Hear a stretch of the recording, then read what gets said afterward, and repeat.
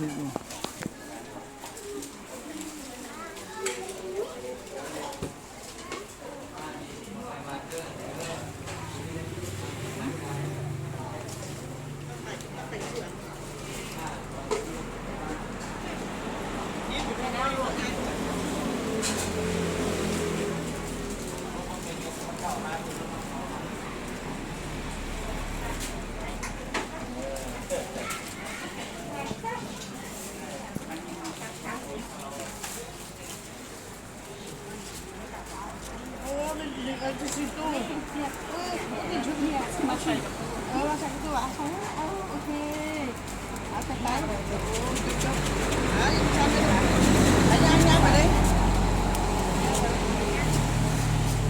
เดี๋ยวพี่แม่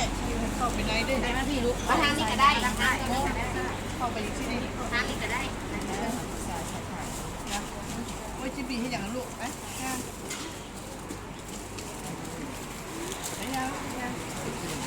เอา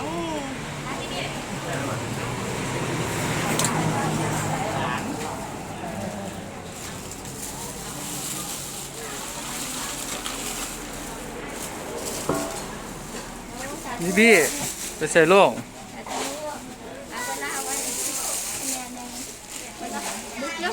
ป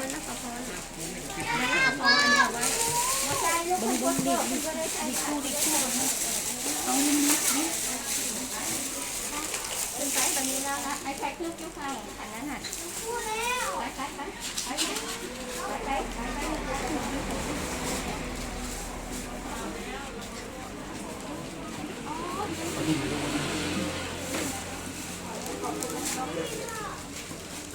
อยากกลับรถเอา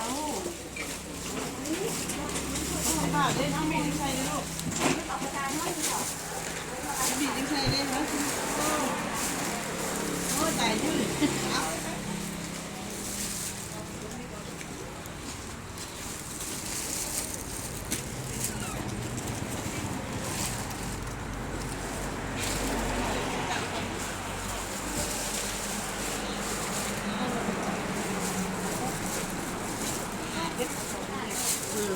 ของพี่น้องแถวนี้แหละ